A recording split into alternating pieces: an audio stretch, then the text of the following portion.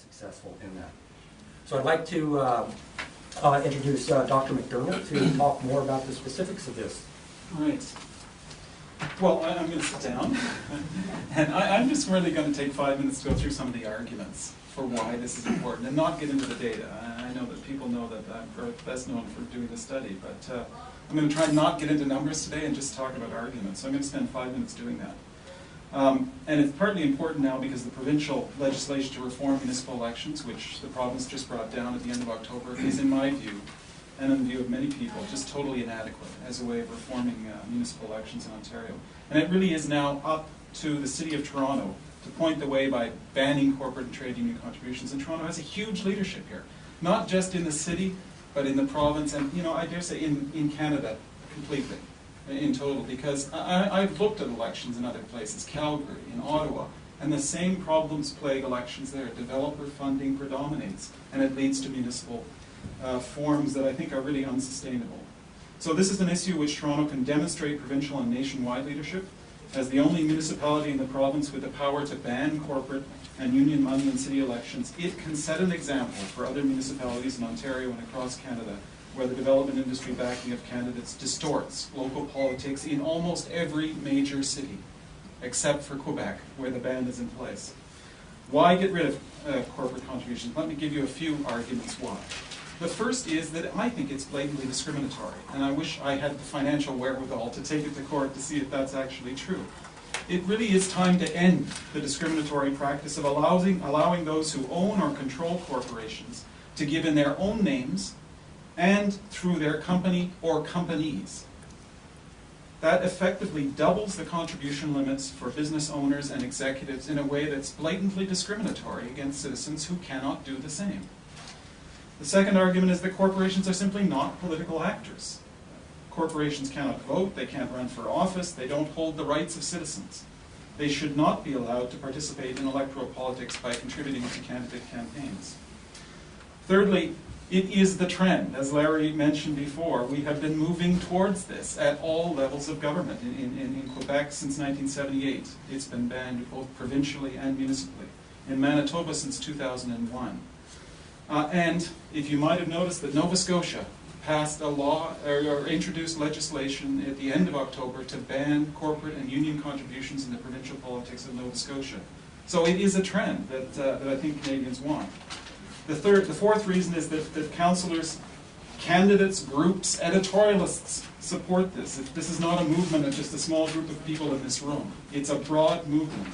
A growing number of municipalities have asked the Minister of Municipal Affairs to implement changes to the Municipal Elections Act. This is something that probably you don't know about, but for instance, the town of Ajax has petitioned the Municipal Affairs Minister to grant them the same authority that Toronto has, that is to ban by passage of a bylaw contributions from these sources. And several other municipalities have also passed requests to the Minister to change and update the Municipal Elections Act.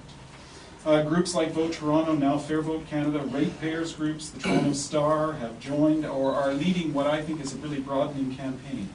8 Toronto councillors plus the mayor won election in 2006 without money from corporations or unions. 8 councillors. That's almost a quarter of the council. And that increased since 2003 by quite substantially. And one also has to remember that 60% of the candidates in the study I did, and we're talking here about 674 candidates in 10 GTA municipalities, 60% of them took not a penny from corporations. 60%.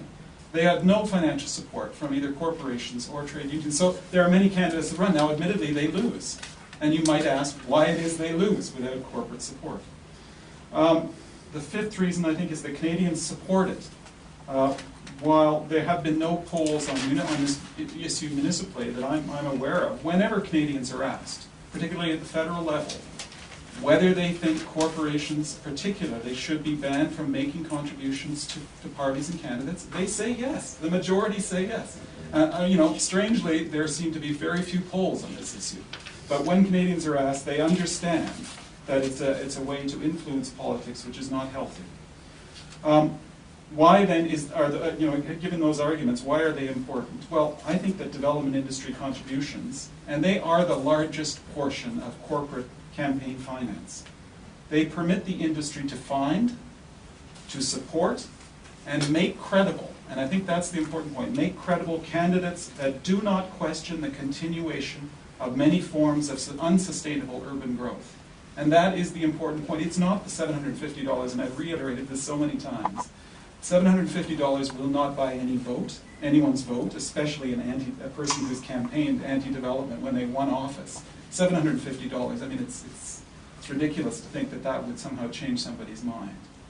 But the power of development and its ability to concentrate development contributions in support of one or two candidates is that they can then select, find, and support, and make credible those candidates, and they then become the only choices that citizens have to make between candidates in a municipal election. Secondly, it allows the development industry to access and influence, to create access and influence over candidates who should be representing the needs of their constituents. Public input on planning is too often ignored and discouraged, something that should be more difficult, would be more difficult if council members could not rely on campaign funds from the development industry. It clearly would be much more difficult for a councillor not to incorporate public opinion if they could not rely, come election time, on getting 50 or 60 or 80 or 90% of their funding from the development sources. And finally, campaign finance is just one piece of evidence here of a democratically unhealthy symbiotic relationship between municipal politics and land development. And this is a much bigger issue than campaign financing. Municipal councils are driven to create wealth for developers through rezoning.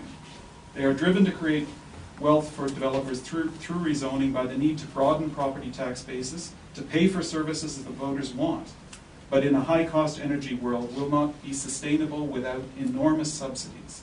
And I think if you get a chance to ask Mayor Parrish about that, he will be one who will give you some examples of why that's so important.